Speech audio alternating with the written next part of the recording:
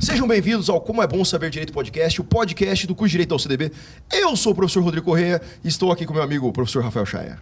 Fala pessoal, estamos aqui em mais um episódio, hoje com a presença de uma convidada muito especial, a doutora Mariana Arteiro, advogada especialista em direito empresarial, especialista em holding familiar e planejamento sucessório. São temas que estão bem em voga, né, ultimamente. Muita gente quer saber sobre isso. Com certeza, olha o meu sorriso. Professor de Direito Empresarial, cara, até que enfim, cara. Eu estou sendo aqui agraciado com a presença da senhora. Muito obrigado, doutora. Seja bem-vinda. Eu que agradeço. Que delícia estar aqui com vocês. Gente, conhecer só o CDB, que tem uma estrutura maravilhosa, e dividir essa mesa com um colega de Direito Empresarial. Que delícia. Olha, não podia estar no melhor ambiente, viu? Muito bem. Sabe quem mais veio? Quem? O Bruno Diniz, o nosso acadêmico do 9º semestre. Foi muito difícil trazer o Bruno, porque o passe dele é muito caro.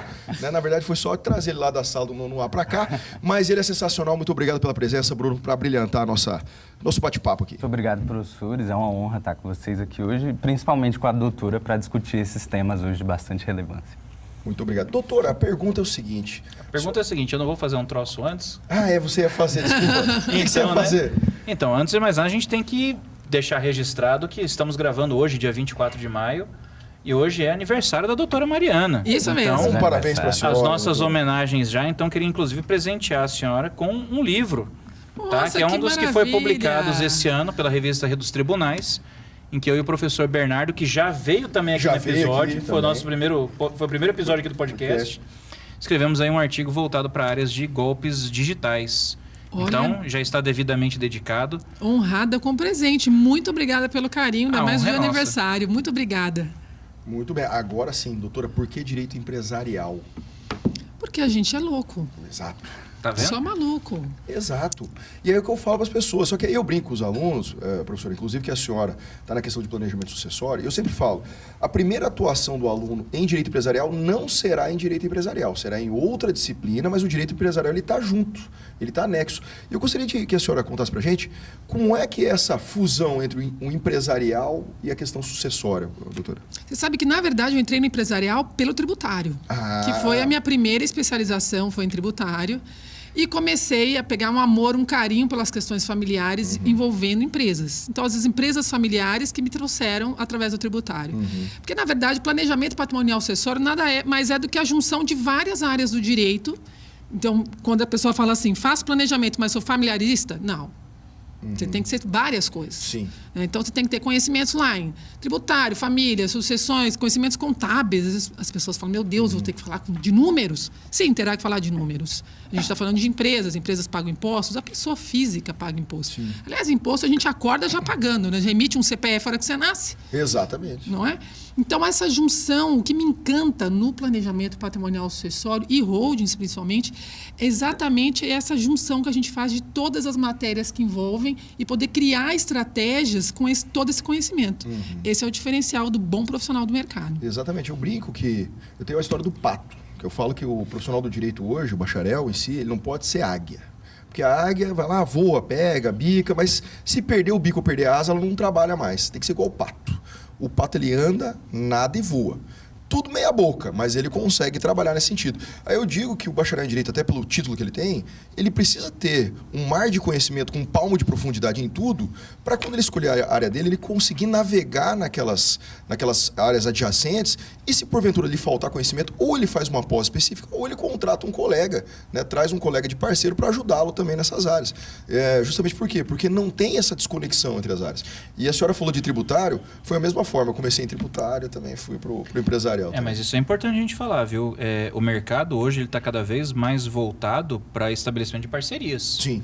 Mesmo que você hoje se coloque assim, eu quero ser um grande especialista em uma área X. Se você não tiver as parcerias, por quê? Porque o direito hoje está transversal. O direito hoje é como a doutora falou. Quero trabalhar com planejamento sucessório. Não adianta você ser o especialista em empresarial ou especialista em sucessões. Né? E se você não tiver aquele conhecimento adjacente, busca uma parceria ou pelo menos abra sua cabeça, saia da sua caixa e vai estudar essas outras áreas. E doutora, essa questão hoje a gente parte, essa mescla entre o direito empresarial e o direito sucessões, né, justamente para as holdings familiares. Mas por que isso aconteceu? Quais são os problemas que foram se apresentando nas sucessões até se chegar a, não, temos que fazer uma estrutura de uma holding e fazer essa mescla? Porque antigamente, você pega uns 20 anos atrás, não se conversava sobre isso, como é hoje, né? Fazia o inventário lá maluco, 10 anos no inventário, todo mundo se matando, aquela coisa toda, pagando um monte de TCD, aquela desgraça. Aonde que surgiu essa ideia, doutor, de fazer essa fusão? Bom, eu desde 2005 já trabalho com planejamento patrimonial sucessório através de holdings. Desde os primórdios, quando a gente não sabia muito o que fazer, sabe? A gente testava um pouco os limites do que estava na lei para ver se funcionava. Na época que tudo era mato, né? Totalmente. E principalmente porque a gente só ia saber se estava validada a estrutura quando caísse no judiciário. Sim. Então, entre você aplicar a atividade no escritório e ser levado à prova, porque o herdeiro ou o sócio que está na empresa, é na hora da briga pau-guerra que a gente sabe se vai funcionar tudo aquilo que você colocou dentro, previu ali no contrato social. Então, precisei de alguns anos para entender se estava validado. E nos primeiros casos que chegaram para validação, ok, deu certo. Então, a gente é da época do teste. A gente testava para saber. E muita gente falava assim, mas você trabalha com ilicitudes. Você está aplicando aqui tudo que está fora da lei para poder ficar burlando o direito sucessório. Não, muito pelo contrário. A gente se vale das coisas boas da lei para poder aplicar em favor da família. Através, né, do nosso direito empresarial, através das empresas. Então, eu sou daquela época em que você não tinha muita gente fazendo isso, não. Era na raça. Agora, depois, então, da reforma tributária do ano passado, a gente está navegando aqui em mar aberto, mas com muita facilidade. Sim. Porque está na moda. Exato. Né? Com o aumento de imposto, com a progressividade do TCMD, com novas alíquotas surgindo, agora, né, que a gente vai ter a mudança, né, dos impostos para IBS, CBS, que não tinham essas previsões para as empresas familiares, e mais, mudando a relação com as empresas no exterior. Trusts e offshores passaram a ter uma previsão legislativa que não existia no passado. Sim. Ao mesmo tempo que a gente cria segurança jurídica, porque a gente passa a ter a letra da lei para atender, e não é mais aquilo que a gente fazia, né, ia testando para ver aonde a gente ia chegar, a gente também tem estruturas mais difíceis, porque você tem que começar a contornar as situações para entregar o melhor planejamento ao cliente. Então, você vê que ao longo dos anos, houve um crescimento da área exponencial. Sim. E muito bom, porque começou a surgir curso, pós-graduação, tem até, hoje já tem escolas aplicando só planejamento patrimonial sucessório. E que vantagem hoje o aluno tem de poder acessar isso? Porque as faculdades não têm essa matéria. Não. É assim, é igual eu estava falando com o professor Macena, nosso coordenador, que é justamente, eu tento ministrar algo mais ao final direito empresarial 1, né? Por a gente está falando de sociedade limitada, tenta trazer algo, mas não é com a devida profundidade. Né? Só demonstrando, isso aqui existe, aquela coisa toda. E o professor de direito de sucessões, né, professor Delmiro, também faz isso lá dentro, mas não tem a disciplina mesmo para fazer, né, essa profundidade que merece o tema. E eu acho que, como a senhora falou, nenhuma faculdade de Direito tem, né? Isso aí é deixado para pós-graduação, ou às vezes nem isso, né? Sim, eu sou da primeira turma de pós-graduação da FGV em Planejamento Patrimonial Sucessório. Então, a gente também foi o boi de piranha, né? Então, a turma ali foram desenhando o curso. Por ser a primeira turma, eles fizeram uma triagem, né, dos alunos, colocaram pessoas que já estavam atuantes no mercado para poder desenhar. E aí criou-se a primeira turma da FGV em planejamento. Hoje eles têm o curso, eu sou da época da pandemia ainda, a gente estava fazendo curso online para poder desenvolver. E se tornou... Bom, depois da FGV, vários outros acabaram instituindo também o curso lá. Mas a gente vê muitas pessoas de fora criando mentorias. Por exemplo, eu tenho uma mentoria, então eu tenho muitos colegas que são mentores para que a gente faça com grupos menores para trabalhar especificamente a área. Então, muitas vezes entram alunos de direito, interessados no tema.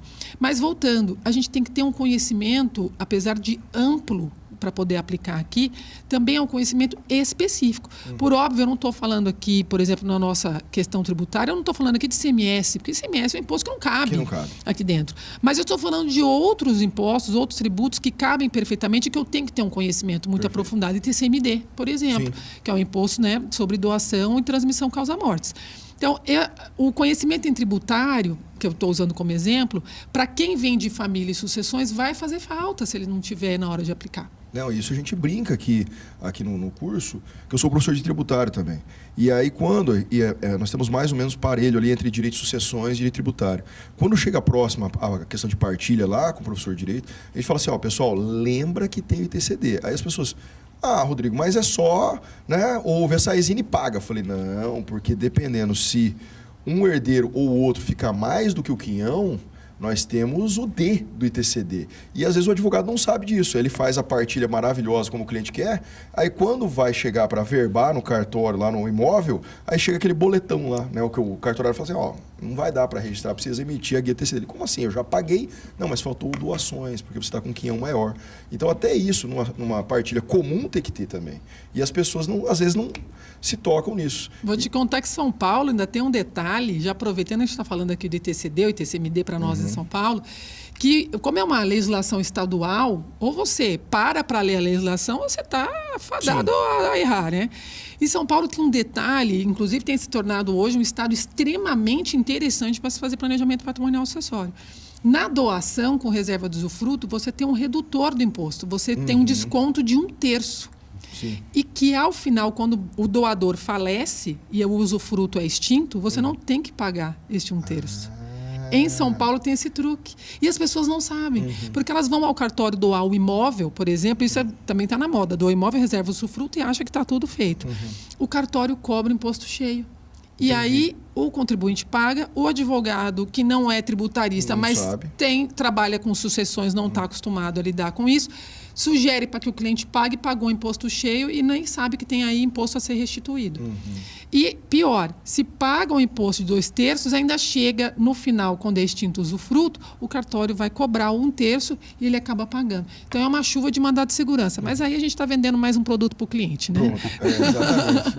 E doutora, organizar uma holding familiar acaba com a briga dos herdeiros? Porque a gente sabe que quando, né, o pai ou a mãe falece, que era o dono dos bens ali, vira o baratavô em casa, né? Não tem mais amigo de ninguém, não tem mais parente, eu quero esse bem, eu quero aquele. E com a holding, melhora isso aí? É um dos grandes benefícios. Porque logo em vida, o patriarca, matriarca ou um patrimonialista, que é o termo que a gente usa, consegue já deixar isso distribuído. Então, quando ele coloca o patrimônio dentro da empresa, transfere para dentro da empresa e os herdeiros se tornam os proprietários junto com ele, né? Como que acontece isso? Então, eu transfiro lá, eu tenho uma fazenda, casa da praia, o sítio, a casa onde eu moro, transfiro para dentro dessa empresa, e muitas vezes você não tem nem que pagar o ITBI, dependendo da maneira como se constitui, tem alguns pressupostos para isso.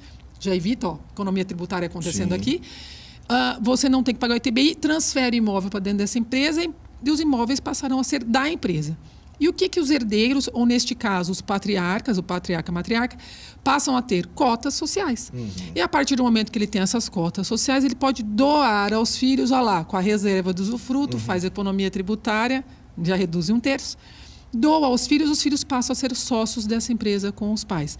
Nesse momento, muitas pessoas têm aquele receio, poxa, mas doei, meu filho vai sair vendendo? Se for através de uma holding, não.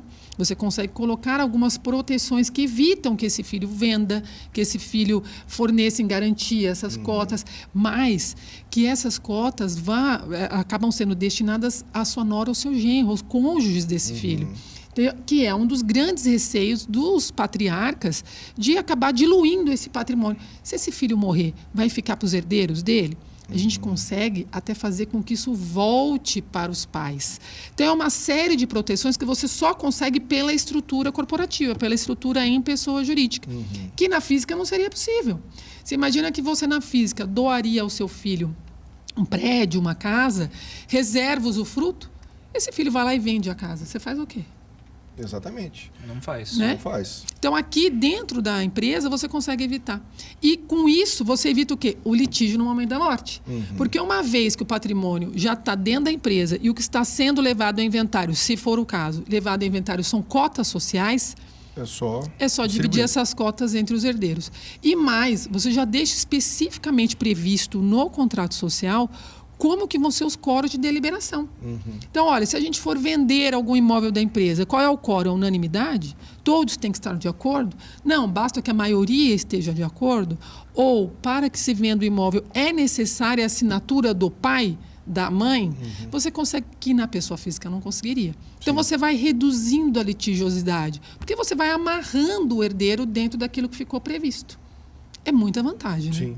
Com certeza. Mas às vezes eu vejo que muitos patriarcas, matriarcas, né, eles têm ainda medo, né? de fazer essas transferências, como a senhora falou, né? Eles ainda têm certo receio e preferem, às vezes, fazer doação em vida. Né? Mas essa doação em vida ela acaba sendo mais custosa, não chega, doutor? E tendo um risco maior? Eu falo que a gente só tem medo daquilo que a gente não conhece. Então, o importante, sempre que o cliente chega no escritório, é dar a maior clareza possível da estrutura ou da estratégia para que ele compreenda onde que ele está navegando. E para isso a gente faz sempre muitas pessoas chamam isso de comfort letter, algumas pessoas chamam isso de termos de isenção de responsabilidade ou fornecimento de estratégia, enfim. E a gente escreve exatamente tudo o que vai compor o planejamento do cliente e ele assina isso concordando, para que a gente saiba, e ele também, de que ele sabe tudo o que está acontecendo. Então, hoje, um pai que tem receio de fazer doação de bens ou doação de cotas, no nosso caso, para os filhos, é porque não sabe as vantagens do negócio. E aí, vou te dar um exemplo. Se você doa um imóvel para um menor de idade, então o pai está com receio, olha, vou deixar em nome do meu filho, vou reservar o usufruto para mim, e pelas circunstâncias da vida surge uma oportunidade dele vender este imóvel. Ele não vai conseguir, porque esse filho é menor. Exato. Ele vai precisar de um alvará judicial. Ele vai precisar da concordância do Ministério Público. Ele vai precisar explicar por que ele quer vender. E talvez ele encontre lá na frente uma barreira. E o juiz fale, não, você não vai poder vender este imóvel. Olha um problema que ele criou, porque ele, achando que resolvendo em vida, estaria com uma solução. Não é o caso. Agora, vamos mudar essa figura. Esse pai transferiu o imóvel para dentro de uma empresa patrimonial e doou as cotas ao filho menor. E ele, logicamente, como pai, é quem vai ser o responsável, que vai representar este filho dentro da empresa. Neste caso, não tem nenhum problema ele alienar o MEI. Ele não precisa judicializar a questão. Ele não vai depender do homem da capa preta para poder resolver isso. E fica livre, pode livremente dispor dos seus bens. Mais uma das vantagens. Então, a doação, ela tem que ser muito bem explicada para o cliente. Colocar cláusulas, né? Cláusulas de incomunicabilidade, inalienabilidade, imperabilidade, reversão, que eu adoro. E detalhe, cláusula de reversão, para quem está nos acompanhando e não sabe, você doa para o seu filho. Se ele falecer antes de você, volta para você. E se você já tiver falecido, fica para o teu cônjuge. Sim. Olha a vantagem. Enquanto isso, se você não fizer isso e deixar inventariar, o sua esposa ou seu marido vai ter que ficar dependendo da anuência dos demais herdeiros para fazer qualquer coisa. Doutor, uma dúvida agora. O planejamento sucessório, ele foca tão somente na questão patrimonial ou ele tem disposições, por exemplo, que já alcançam agora a chamada herança digital, que é um dos pontos que vai entrar nessa reforma do Código Civil? Ele consegue atingir o patrimônio digital também? É possível você fazer um planejamento para essas coisas? Sim, sem dúvida. A gente primeiro precisa deixar claro que planejamento patrimonial sucessório não é só através de holding. A gente tem diversas ferramentas. Então, testamento, por exemplo, é uma delas. Procuração em causa própria é outra. Seguro de vida, previdência. Tem uma série. Eu tenho uma palestra que eu falo de quase 20 alternativas que não são através de holding. E a herança digital já é uma realidade. Né? A gente já vê no noticiário, enfim, toda hora aparecendo essas questões. E hoje já se trata do planejamento da herança digital. E aí vou te contar. Minha mãe é blogueira. Olha aí, ó. Olha aí. Mamãe é blogueira. Minha mãe tem 1 milhão de seguidores. Você imagina que no dia que mamãe faleceu, eu tenho um problema para resolver. O que eu vou fazer com essa herança digital que ela está me deixando? É porque a gente tem um verdadeiro patrimônio digital que muitas vezes as pessoas nem imaginam que possuem. Mas na minha visão, talvez eu esteja sendo muito simplista, por exemplo, na minha cabeça, uma pessoa que é blogueira e acaba vendendo produtos ou prestando serviço, uma mentoria, para mim, ali, aquele perfil da rede social, doutora, é um estabelecimento. É um negócio. Na minha cabeça era assim, era muito tranquilo. É que depois conversando com o Chaya, que aí tem as questões de direito de personalidade envolvidos, aquela coisa toda. Mas na minha cabeça era muito simples. Você usa, ele colocou lá na rede social, conta, que tem lá, né? Conta do Instagram, conta do Facebook, mas o canal do YouTube, por exemplo. Não, mas tem a conta que você escolhe, conta pessoal ou conta de empresa. Sim, conta profissional. Conta profissional. Conta profissional, para mim, a partir do momento que ela está utilizando para prestar algum serviço, que seja de mentoria, por exemplo, para mim ali, ou marketing, né? Para empresas terceiras, na minha visão, aquele perfil ele é estabelecimento. Sim. E se ele é estabelecimento, o herdeiro tem direito a receber ali, né, aquela Mas herança, aí você tem o visão. problema, por exemplo, de mensagens privadas que você troca por esse perfil. Rapaz. Fotos. Fotos. Aí você está já entrando na seara do direito de personalidade de outras pessoas. Aí temos Entendeu? um problema. Aí que é o delicado. E hoje nós temos um patrimônio digital que a gente muitas vezes não sabe mensurar. Por exemplo, você tem jogo? Jogo do quê? Jogo eletrônico. Meu? Jogo eletrônico. Você compra jogos eletrônicos? Compro bastante. Opa. Então, você está adquirindo só a licença de uso Sim. desse jogo. Ela compõe um patrimônio. Perfeito. Em tese, com a sua morte, essa licença de uso está extinta e você não pode transferir para ninguém. Faz sentido. Mas morre aí no você, perfil lá do... aí quer dizer, você gastou alguns milhares de reais e o que virou desse patrimônio? Entendi. É que assim, agora me fez sentido o que você disse. É porque aí eu não consigo, em que pese meu filho tem a minha senha da conta não é PSN, dele. ele não consegue transferir a licença de jogo para a conta dele. Entendi. Exatamente. Uma das primeiras pessoas que levantou essa discussão foi o Bruce Willis. Porque o Bruce Willis ele chegou a fazer uma notificação na Apple, isso há uns 10 anos, que ele falou o seguinte, olha, eu tenho centenas de filmes na minha conta Apple. Eu tenho milhares de músicas na minha conta Apple. Eu tenho um patrimônio aqui na casa de algumas centenas de milhares de dólares. E eu já fui informado que quando eu morrer eu vou perder tudo isso. E eu não quero, eu quero que transfira para os meus filhos. Faz sentido. Entendi. Então, aí entra a importância então desse tipo de instrumento, para a gente começar a ter essas alternativas, então. Sim, e ainda uma dificuldade maior. Se isso não tiver previsto, por exemplo, um testamento, o inventariante vai poder ter acesso a esses dados? É que essa é uma pergunta. Eu poderia colocar no testamento, por exemplo, que meu filho tem direito ao meu perfil no Instagram e a senha é tal? Na verdade, você não precisaria nem fornecer a senha, né? Bastaria você passar para ele, através do testamento, que ele é quem vai ficar titular deste patrimônio. E aí a empresa teria que fazer esse fornecimento. E é tão... eu falo que ainda está tão imatura essa conversa aqui que a gente está tendo hoje no mercado, que muitas vezes as empresas não atendem nem essas ordens. Então, você tem, muitas vezes, juízes determinando que as empresas cumpram com esse tipo de ordem, e elas não têm instrumentos para fazer isso ser cumprido. Não consegue colocar um terceiro entrando ali na conta. Entendi. Vou te botar um problema maior. O que a gente faz com os bitcoins? Pronto. O que a gente faz com os bitcoins cuja senha somente o titular detém? E se você perder a senha, você perdeu a carteira. Exatamente. Não existe recuperação. Não existe de senha. recuperação. E tem pessoas que investem muito dinheiro em moedas digitais. Como vai passar isso em herança? Porque hoje você não ter a senha do banco não tem nenhum problema. Você leva ao banco, passa normalmente. E os bitcoins? É um problema digital que a gente tem quase que sem solução. Sim. Quem vai cumprir isso? Para onde eu vou oficiar? Quem vai me passar esse dinheiro? Perfeito. Não tem como. Não tem como recuperar a senha. Se estiver numa corretora, você ainda consegue com a corretora. Agora, se estiver numa hot wallet, se estiver numa hard wallet, numa soft wallet, esquece. Exatamente esse problema. Esquece. Você não tem acesso. A gente ficou tão preocupado com segurança nas últimas décadas que a gente criou uma série de problemões para o direito. A verdade é essa. Porque você não tem como quebrar hoje o esquema de segurança, o protocolo de confiança da blockchain. Sim. Se você tiver lá um pendrive com 200 bitcoins, olha, fulano faleceu, deixou esse pendrive com 200 bitcoins.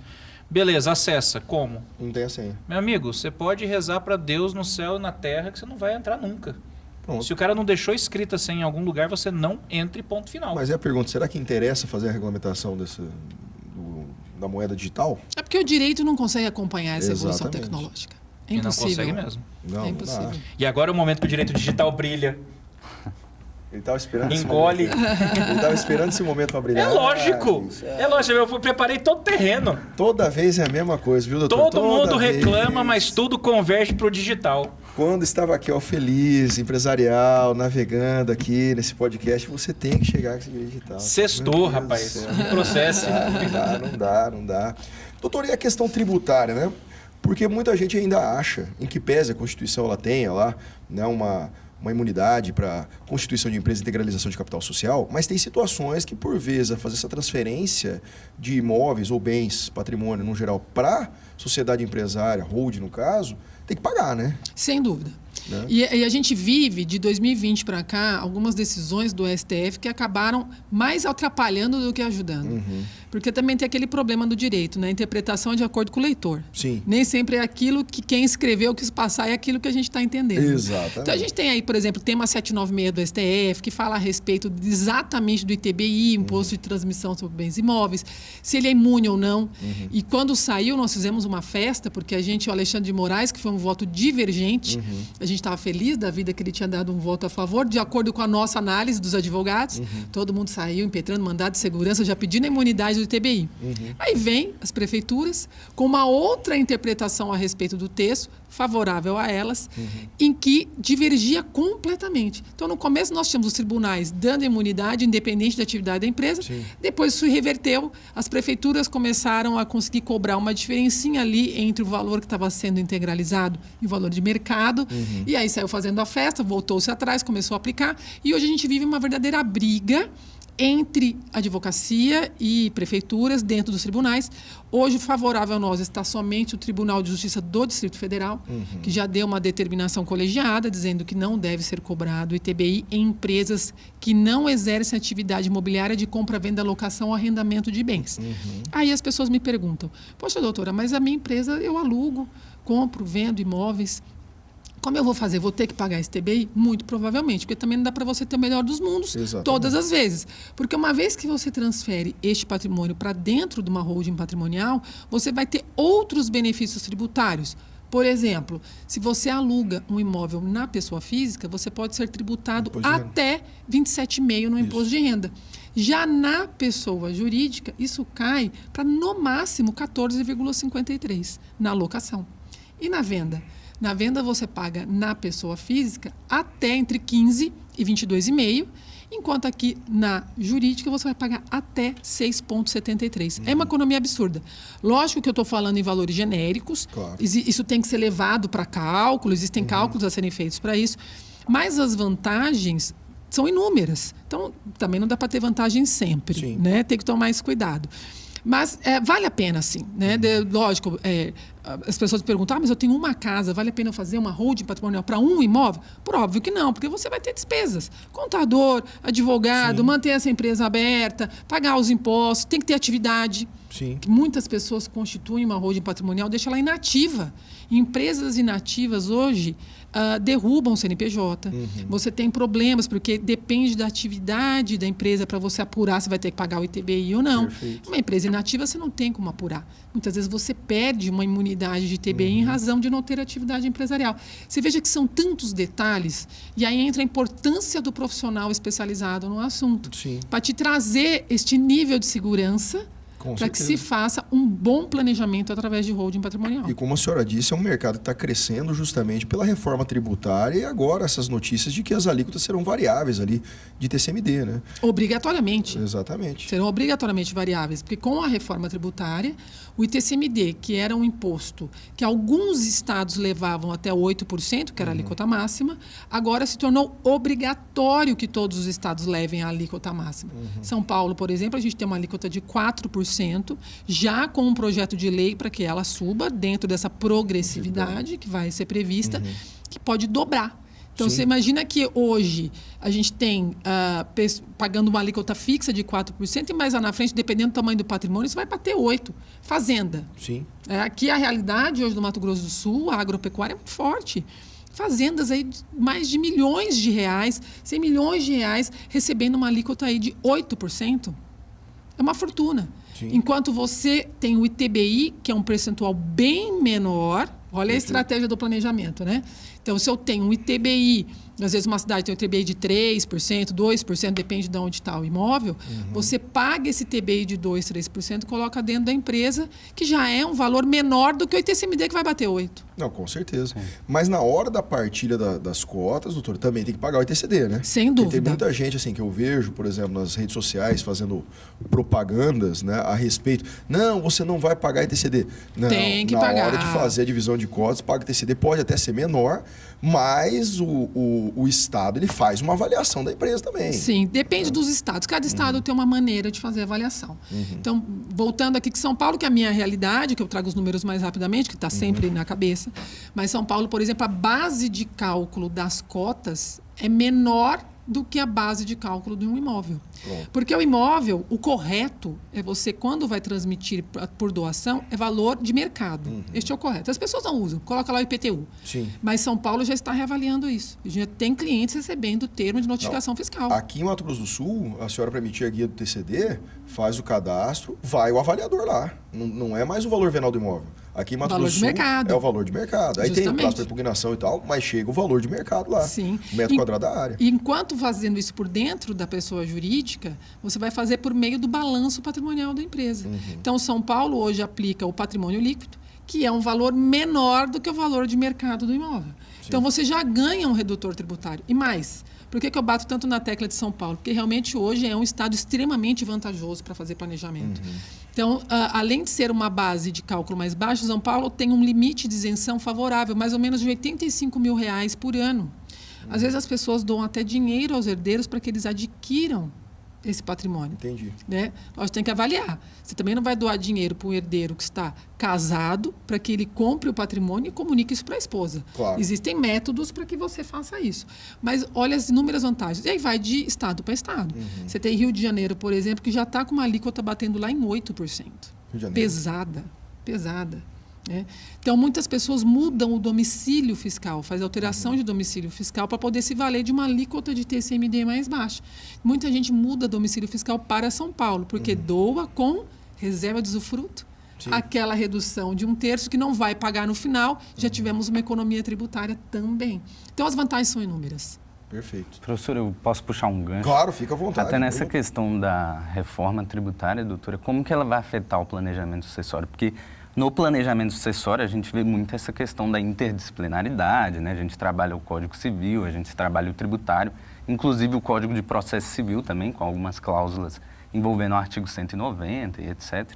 Agora, a reforma tributária especificamente, como que ela vai atingir essas questões de planejamento sucessório e familiar? Tirando essa parte do ITCMD que a gente já pautou aqui, existe a questão da modificação dos impostos que passarão agora a ser, serão dois, né, que é o IVA dual, que é o IBS e o CBS. E nós estamos neste momento agora exatamente aguardando uma definição dos nossos queridos legisladores, né, está em Brasília aguardando decisão, né, dos nossos eleitos, para que eles falem a respeito de quais regras vão valer. Pelo projeto que está lá, com mais de 300 artigos, extremamente complexo de compreender, vamos ter essas questões de creditamento. Então, uma vez que você está na empresa, você vai se creditar de algumas despesas que vêm dali e você vai abatê-las no momento de vender esse imóvel, enfim. Isso pode gerar benefícios para a empresa patrimonial, sem dúvidas, mas para a empresa patrimonial em atividade. Entendi. Aquelas que não têm atividade, muitas não têm, né? Porque acaba ali, se você tem uma atividade agropecuária, ótimo, porque você tem uma série de despesas que vão te gerar esse crédito que você vai poder utilizar no momento de venda, por exemplo. Mas se você tem empresas inativas, porque muita gente faz isso, transfere o patrimônio, a casa onde mora, a casa da praia, o sítio que ocupa, então não tem atividade. Como ela vai se creditar das despesas para depois se valer? Não vai. E aí você vai ter um imposto extremamente alto para pagar. Então, nós estamos esperando, né, o que vai acontecer com esse projeto para entender aonde a gente vai se encaixar e poder oferecer uma melhor estrutura para o cliente. Mas eu tenho uma frase que eu sempre utilizo. Não dá para a gente trabalhar com o futuro, tem que trabalhar com hoje. Hoje o que nós temos, a legislação que ainda está valendo, está em vigor, é essa que a gente tem praticado já nos últimos 20 anos, desde a promulgação, né, do novo Código Civil, e a gente, que já não é novo, agora já está velho, vai passar inclusive por reforma, mas desde esta época a gente vem aplicando assim e estamos aguardando agora a movimentação dos nossos queridos políticos, e eu espero que eles leiam o que está lá. Porque se a gente que é técnico lê e não entende, eu não sei como eles que não são vão conseguir compreender aquele texto que, na minha opinião, é impraticável. É impraticável. Vai criar uma aberração tributária e que, na prática, vai se tornar algo muito difícil. Muito difícil. Eu não sei se você tiver a oportunidade de ler o texto. Mesmo para os tributaristas está extremamente difícil explicar o que vai acontecer no nosso país com relação ao IBS e CBS. E vai se refletir, obviamente, nas empresas patrimoniais. Não, com certeza. E nessa questão da empresa patrimonial, quando a senhora falou que não tem movimentação, que é muito comum, né? Porque a pessoa ela tem uma outra atividade que não é uma atividade empresarial e acaba montando uma holding só para a questão de sucessões. Mas então a gente pode, por exemplo, criar uma holding em qualquer empresa da pessoa. A gente poderia dizer isso? Por exemplo, a pessoa ela tem uma loja de sapato. Poderia essa sociedade empresária da loja de sapato ser essa holding, doutora? E Sem comportar dúvida. isso? Sem dúvida. O que a gente tem que analisar aqui é risco. E por que é tão importante a gente fazer a tal da anamnese do cliente ou da due diligence do cliente? Né? Levantar, né? Entender qual é o risco desse cliente. para entender se vale a pena colocar, por exemplo, numa empresa de sapato. Sim. A empresa de sapato tem muito problema trabalhista? Pode ter, melhor não pôr. Perfeito. Eu estou, nesse momento, executando o planejamento de um cliente que ele é consultor em trading. Então, exportação e importação. Qual o risco? Zero. Ele trabalha sozinho lá dentro. É ele, a filha e acabou. E dando consultoria. Não tem empregados, paga os impostos em dia. É uma empresa que já caminha há algum tempo. E por que é favorável? No caso desse meu cliente, que nós vamos fazer a integralização, e nem é do patrimônio, tá? A propriedade plena. Nós estamos integralizando a nua propriedade dos imóveis dele, que é um outro truque que a gente tem usado, e truque na maneira pejorativa de falar, que a gente tem usado para reduzir imposto também. A gente integraliza a nua propriedade, já ganha também um redutor de 1/3 em São Paulo, fazendo isso. E com a nua propriedade, o patrimonialista reserva para si o usufruto do bem. E por que isso é necessário? Porque ele está integralizando ali a casa onde ele mora, a casa da praia, o sítio que ele utiliza. Com o usufruto, ele tem a posse do bem, ele pode utilizar. Se ele quiser alugar, ele até pode. Como são imóveis que não têm um valor estratosférico e um aluguel baixinho, não vale a pena ele colocar dentro da empresa. Então, a empresa tem uma atividade completamente diferente, não é uma atividade imobiliária. A gente consegue uma imunidade de TBI, porque a atividade não é imobiliária, é atividade de trading, consultoria em trading. Não vai ter esse problema de pagar, transfere. Ali dentro vai entrar de sócia já a esposa e a outra filha do casal. A família já vai estar bem resolvida e nós vamos começar a fazer a doação das cotas, neste primeiro momento, com isenção. Então, ele vai transmitir para cada filha 85 mil cotas, a valor de R$1 mais ou menos, por ano, e vai passar isso aos pouquinhos, foi a escolha da família. Detalhe, quando ele tiver que pagar impostos, e se for subir a lei, ela não vai ser... Subir a lei, não, minto. Se for subir a alíquota em decorrência da reforma tributária, então nós temos o projeto de lei já tramitando em São Paulo, dá tempo dele se reorganizar. Porque a gente tem que respeitar, né, alguns princípios da anterioridade nonagesimal. Então, vamos ter aí 90 dias de respiro e virada do ano. Então, a gente acredita que até setembro a gente deva ter alguma novidade. Então, ele tem 90 dias para resolver se ele quer pagar na alíquota antiga ou quer pagar na nova. E por que é interessante fazer esse estudo? Em São Paulo, por esse projeto de lei que está tramitando, até 3,5 milhões de reais, doações até 3,5 milhões, ainda está dentro da alíquota de 4%. Entendi. Então, está valendo. Para quem está abaixo de 3,5 milhões, tanto faz, doar agora, doar depois. Quem está acima de 3,5 milhões, aí já é necessário fazer conta. Vale a pena? Vou usar a lei agora ou depois? E aí vai virar uma loucura o escritório, porque serão 90 dias pra voltando tudo, todo mundo para fazer doações e resolver essas empresas. Exatamente. Essa é uma dúvida que eu tenho. A gente está vendo todo esse ambiente empresarial, toda essa ideia da holding, do planejamento, para quem trabalha com empresa e tal. Agora, para quem está nos assistindo, o cidadão médio, ele pode se beneficiar disso? O cara que tem ali, o cara tem uma esposa, 2 filhos, uma casa, um carro. Se ele quiser também fugir, de repente, dessas altas taxas que muitas vezes são cobradas ali no inventário, etc. Esse cidadão comum, ele também pode se beneficiar disso? Por isso que eu estava explicando que planejamento patrimonial acessório não é só através de holdings. Você não vai constituir uma empresa, como eu disse, né, com tantas despesas, com tanta complexidade, para alguém que tem uma casa, um carro, um patrimônio que não é enorme, assim, não vale a pena um investimento em razão do patrimônio. São bens que, lógico, construídos ao longo da vida, de muito trabalho, etc., mas que podem ser feitos planejamentos que não necessariamente por meio de uma empresa. Então não é uma realidade distante do cidadão comum, né? Não, porque a gente tem outras formas. Tem um que eu adoro e que as pessoas às vezes não prestam muita atenção, que é a tal da procuração em causa própria. Procuração em causa própria é o único instrumento que a gente tem no Código Civil que o outorgante pode falecer que ela não perde sua eficácia. Sim, ela continua valendo. Então, neste momento, por exemplo, você passar uma procuração em causa própria do carro. Sim. Já tive um caso no escritório assim. Já um patriarca com uma idade muito avançada, já sabendo que é o carro novo, que ele já queria deixar em vida para um filho, ele passou uma procuração em causa própria, esse filho já deixou a procuração pronta. Quando ele faleceu, o filho só foi lá no Detran e averbou a procuração. Não pagou ITCMD. Quando foi feito o inventário dele, por outras razões, mas o carro em específico ele quis deixar para esse filho, o dinheiro que veio do inventário, o filho justificou a aquisição do carro. Porque é uma aquisição, apesar de ser uma procuração. E detalhe, poderia o filho ter vendido este carro, nem passado o dinheiro por ele. Sim. Então, nem ter passado a propriedade por ele. Então, ele recebe a procuração em causa própria e diretamente vender para um terceiro. Não precisaria passar por inventário. Então, eu falo, o gostoso do planejamento são essas estratégias. Você pode colocar, às vezes, amarrar um seguro de vida. Então, esse patriarca deixa um seguro de vida para, por exemplo, custear as despesas funerárias. Para custear os impostos relacionados ao inventário. Uma previdência. Faz um VGBL, um PGBL. VGBL, em alguns estados, você não tem nem que inventariar. Passa diretamente para os seus herdeiros. Afasta, mais uma vez. É uma estratégia tributária para você afastar o pagamento do ITCMD. Que, inclusive, essa estratégia vale para muito. Eu brinco em sala de aula, como eu estou ministrando a aula do ITCD, que aqui em Mato Grosso a gente tem muito herdeiro de pai rico, mas o herdeiro é pobre.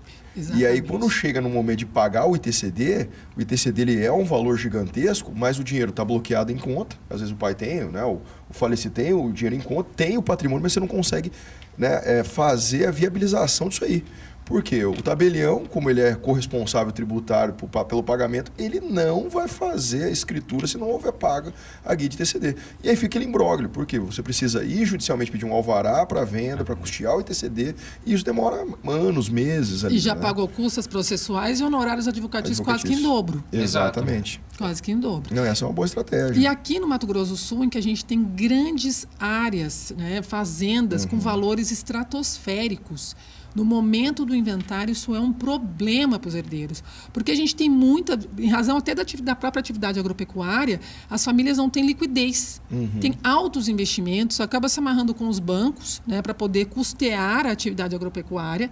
E no momento do falecimento desse patriarca, a família se vê com um problema insolúvel. E aí você tem aquela velha técnica: imóveis sendo vendidos pelos herdeiros sem passagem. Exato. Sem passagem da matrícula, sem passagem da propriedade.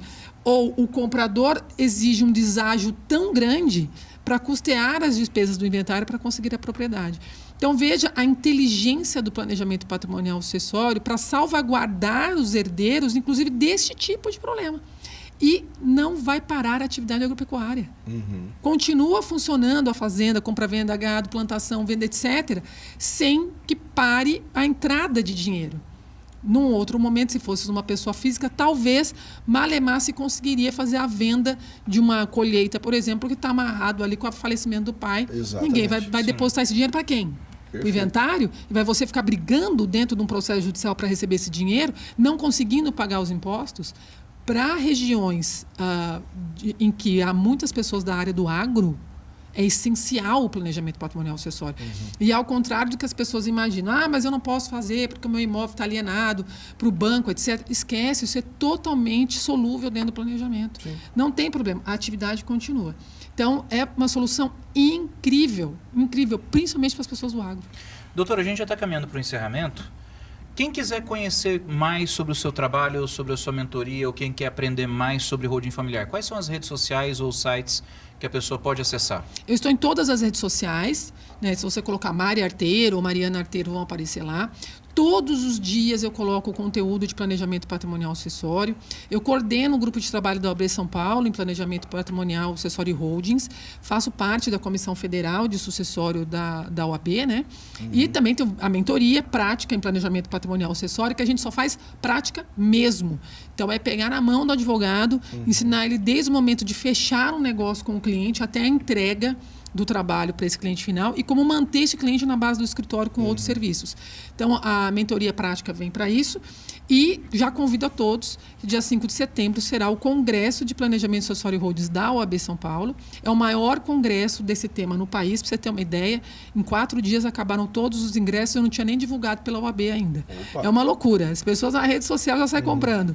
Então, inclua lá nas redes sociais, que vale a pena, porque tem conteúdos diários e todos os eventos que eu participo, inclusive estou em Campo Grande, né, em razão de um evento promovido pela OAB Federal aqui junto com a OAB Mato Grosso, que é o Circuito Nacional do Planejamento Patrimonial Sucessório. A gente roda o país inteiro levando, e o próximo vai ser em Belém do Pará, dia 18 de junho, e depois estaremos em Florianópolis, dia 1 de julho. Então, quem estiver por lá, tá super convidado. Perfeito. Já segue então aí, pessoal, professora Mari Arteiro no Instagram, @Mari Arteiro, para poder ficar por dentro aí das novidades envolvendo planejamento familiar, holding e outras informações. Bom demais. Doutora, eu agradeço a presença da senhora. Eu gostaria de dizer que eu estou extremamente feliz, menos pelo Chay no meio do podcast ter falado de digital, né? Mas o empresarial, pessoal, vai sobreviver. Não vem com esse papinho, não. Verdade o empresarial incomoda. vai sobreviver. Aposte no empresarial, dá certo. Eu falo para vocês, está aqui a prova, a professora Mari Arteira aqui, hein? Olha aí, meus alunos. Obrigado, professora, novamente, pela sua presença. E obrigado, Bruno, também, pela presença. Esteja sempre convidado para o nosso podcast, que seu passe é caro, tem que atravessar aqui tudo, mas aí a gente tá junto. E já segue a gente no Instagram, tá, pessoal? @direito.cdb, para vocês ficarem por dentro não só do lançamento dos novos episódios, mas também para acompanhar o dia a dia do curso de Direito da gloriosa Universidade Católica Dom Bosco. Sucesso total. Obrigado, doutora. Feito, Obrigada pessoal. mais Até uma mais. vez. Tchau, tchau.